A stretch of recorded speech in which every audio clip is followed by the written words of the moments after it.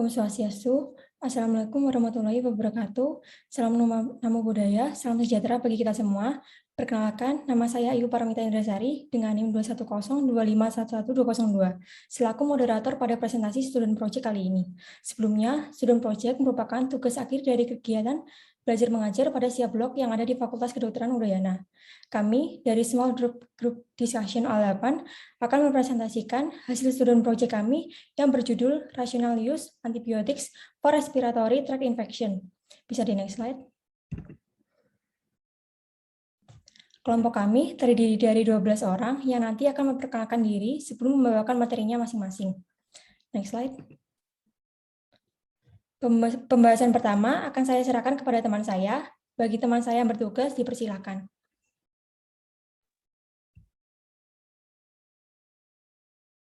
Baik, perkenalkan nama saya Koni Bella Septia dengan NIM 21025111192. Di sini saya akan membahas tentang latar belakang.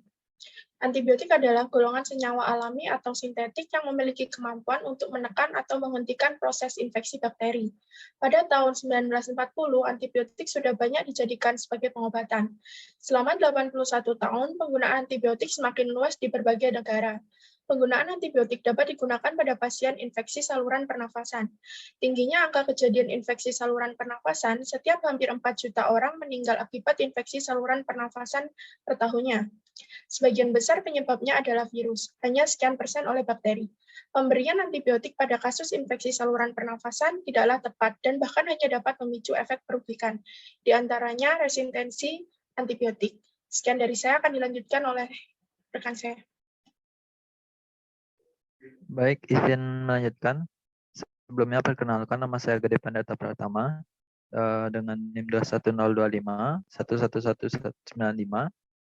Di sini saya akan membacakan rumusan masalah. Adapun rumusan masalah dari student project kami, yang pertama apa definisi antibiotik, yang kedua apa resistensi antibiotik, yang ketiga bagaimana rasionalitas penggunaan antibiotik, yang keempat apa definisi dari infeksi saluran pernapasan, yang kelima apa saja jenis-jenis infeksi saluran pernapasan, yang keenam bagaimana penggunaan antibiotik secara rasional pada pasien infeksi saluran pernapasan.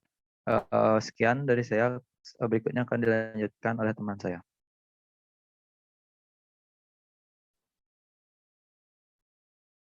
Izin melanjutkan. Sebelumnya perkenalkan, nama saya Agung Rara Maksuma dengan NIM 21025111204. Di sini saya akan membacakan tujuan tulisan.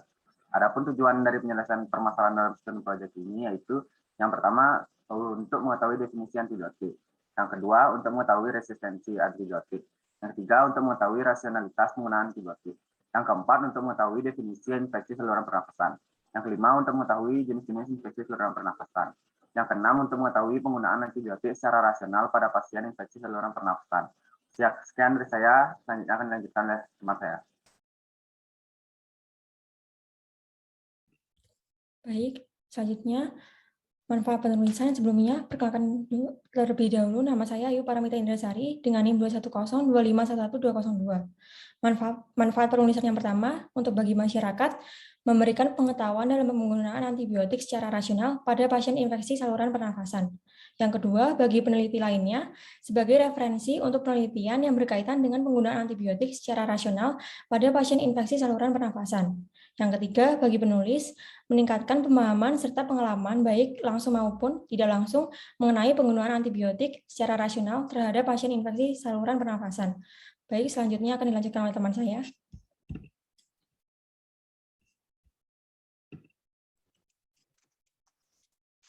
Baik, izin melanjutkan. Sebelumnya perkenalkan nama saya Fiandra dengan NIM 21025111206. Kita selanjutnya masuk ke bab 2. Di sini saya akan menjelaskan mengenai antibiotik khususnya pada bagian definisi. Nah, jadi antibiotik itu merupakan obat yang sangat lumrah digunakan untuk mengobati penyakit infeksi yang terutama disebabkan oleh bakteri.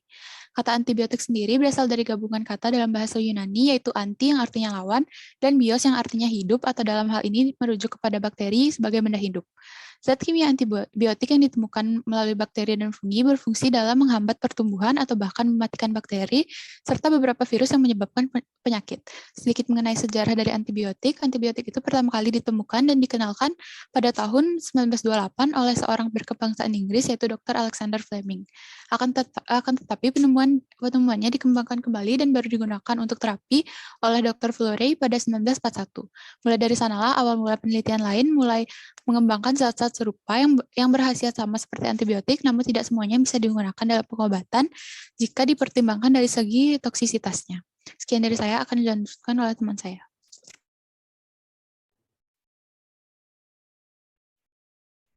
Terima kasih, saya izin melanjutkan. Sebelumnya perkenalkan, saya Ketut Prima Angandari dengan NIM 2102511-200. Di sini saya akan menjelaskan mengenai resistensi antibiotik. Resistensi antibiotik adalah kemampuan bakteri untuk memperbanyak diri, bertahan, dan beradaptasi dari kehadiran suatu antibiotik. Dengan kata lain, bakteri tersebut kebal terhadap suatu antibiotik. Mekanisme resistensi antibiotik yakni penurunan penyerapan obat oleh tubuh, peningkatan aktivitas pompa efflux, dan tidak aktifnya target sehingga mengurangi pengikatan antibiotik. Resistensi antibiotik dapat terjadi karena beberapa faktor, seperti dokter tidak yakin dalam membedakan infeksi dan penyebab lain dari suatu penyakit, sehingga langsung memberikan antibiotik tanpa pemeriksaan lebih lanjut. Terbatasnya jenis pemeriksaan diagnostik dan asuransi kesehatan, terutama di negara berkembang. Dokter tidak dapat membantu pasien dalam hal dosis, rute, interval, dan frekuensi setelah pemberian obat.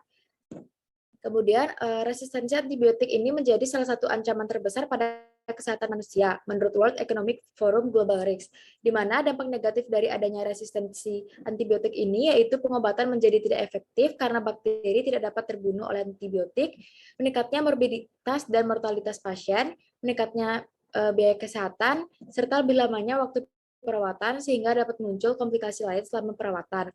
Baik, sekian dari saya. Selanjutnya akan dijelaskan oleh teman saya. Baik, perkenalkan nama saya Nikaria Intan Cahaya Dinita dengan NIM 210251194. Di sini saya menjelaskan tentang penggunaan antibiotik yang rasional. Jadi pengertian penggunaan antibiotik yang rasional adalah penggunaan antibiotik yang tepat untuk indikasi yang tepat kepada pasien, tepat obat, tepat dosis, dan memahami efek samping dari penggunaan antibiotik tersebut. Untuk menentukan penggunaan antibiotik dalam pengobatan penyakit, prinsip umum berikut biasanya dapat digunakan. Yang pertama yaitu menetapkan diagnosis infeksi. Ini dapat dilakukan secara klinis berdasarkan kriteria diagnostik atau pemeriksaan tambahan lain yang diperlukan. Yang kedua, kemungkinan bakteri patogen harus diperkirakan secara ilmiah berdasarkan pengalaman lokal yang dapat dipercaya atau epidemiologi atau informasi ilmiah lainnya. Yang ketiga, apakah antibiotik tersebut benar-benar diperlukan? Beberapa infeksi mungkin tidak memerlukan penggunaan antibiotik, seperti infeksi virus, saluran pernapasan atas, keracunan makanan yang disebabkan oleh kontaminasi bakteri usus.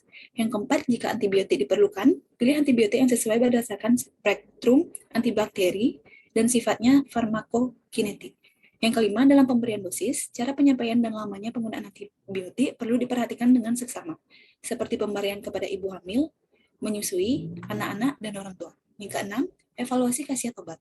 Apakah obat itu berguna, kapan harus dievaluasi, dan kapan harus digantikan atau dihentikan, dan apakah ada efek sampingnya. Sekian dari saya, selanjutnya akan dijelaskan oleh teman saya. Terima kasih.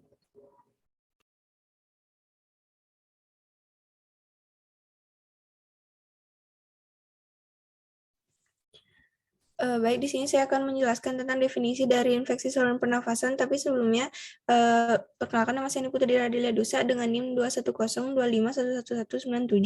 Jadi infeksi saluran pernafasan akut atau ISPA adalah infeksi akut yang mengenai satu atau lebih bagian saluran pernafasan mulai dari hidung sampai dengan alveolus dan melekat pada sinus atau rongga di sekitar hidung, rongga telinga tengah, dan pleura.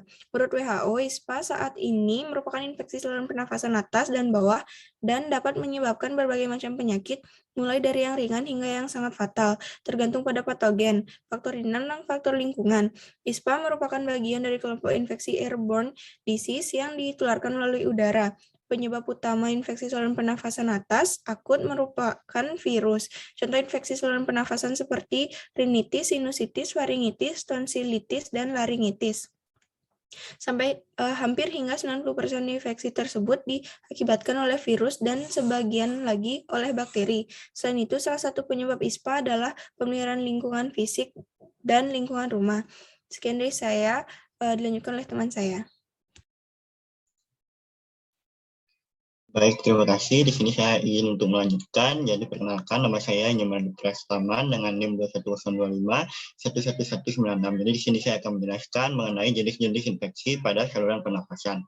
Jadi respiratory tract infection itu merupakan penyakit menular yang dapat menyerang saluran pernafasan bagian atas ataupun bagian bawah. Jadi di sini akan dibagi menjadi dua, yaitu bagian atas upper respiratory tract infection dan bagian bawah itu lower respiratory tract infection. Bisa di next slide. Jadi yang pertama, saya akan menjelaskan mengenai upper respiratory tract. Jadi infeksi saluran pernafasan atas adalah kondisi patogenesis yang disebabkan oleh infeksi mikroorganisme, patogen baik virus, bakteri maupun parasit yang menyerang saluran pernafasan bagian atas yang termasuk hidung, sinus, faring, laring, atau trakea. Nah, virus dan bakteri seperti rhinovirus, virus syncytial, influenza, Haemophilus influenza, Streptococcus pneumoniae, Streptococcus hemolytic adalah penyebab infeksi saluran pernafasan atas. Untuk gejala klinisnya itu ada batuk, sakit tenggorokan, pilek, hidung tersumbat, sakit kepala, demam ringan, tekanan wajah, bersin, dan mialgia. Untuk komplikasinya itu, untuk yang umum itu ada sinusitis, bakteri sekunder, bronkitis, dan memburuknya asma. Nah, untuk pengobatannya, mayoritas pengobatan adalah pemberian antibiotik amoxicillin dan cefadroxil. Nah, selanjutnya itu ada lower respiratory tract infection atau infeksi saluran pernafasan bawah, yaitu merupakan kondisi patofisiologis yang disebabkan oleh infeksi mikroorganisme patogen baik itu virus, bakteri maupun parasit yang menyerang saluran pernafasan bagian bawah yang meliputi trakea atau batang tenggorokan, bronkus, bronkiolus, dan paru-paru.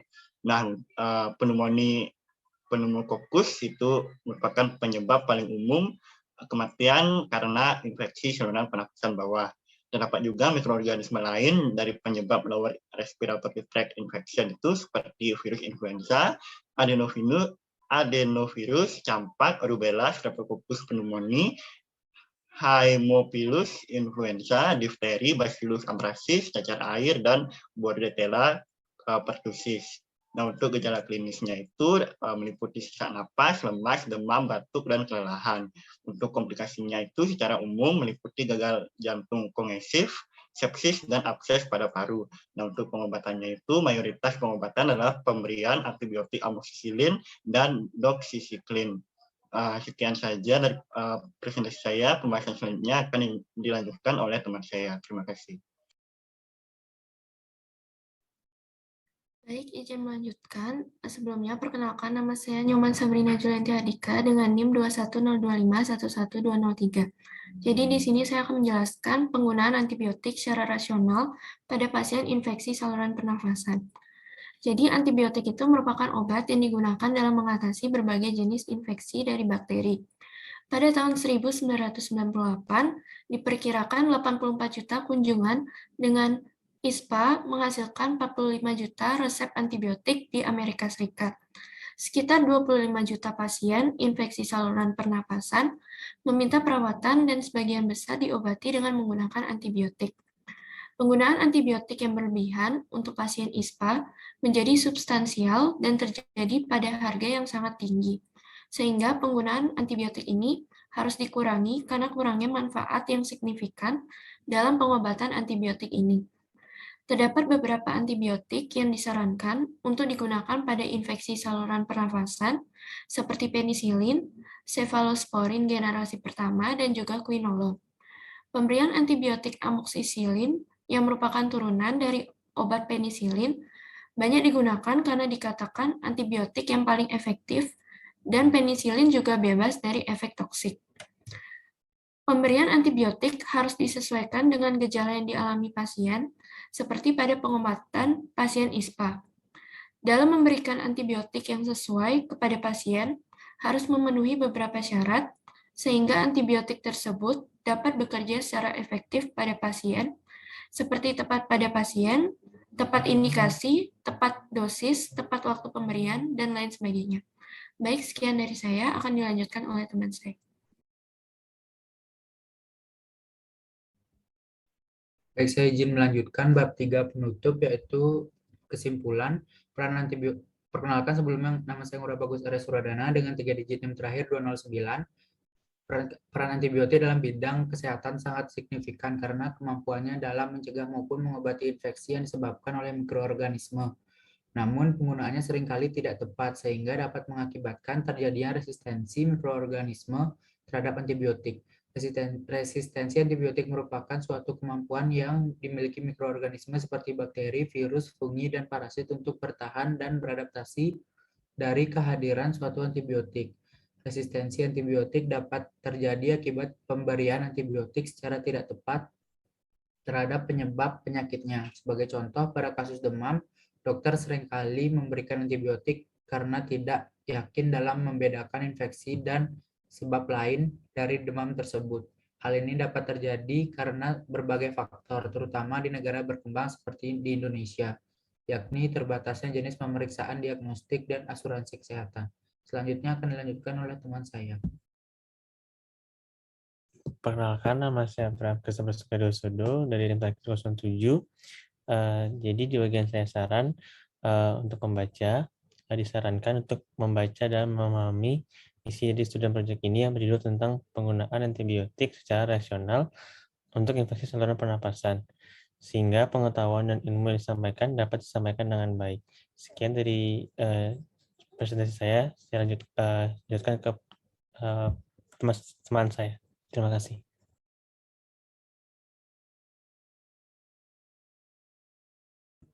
Baik, ini merupakan referensi yang kami pakai untuk membuat student project kami. Bisa dilihat di slide.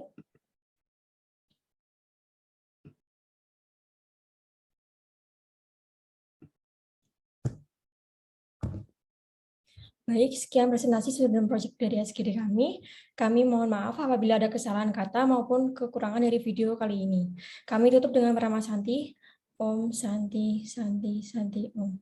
Wassalamualaikum warahmatullahi wabarakatuh.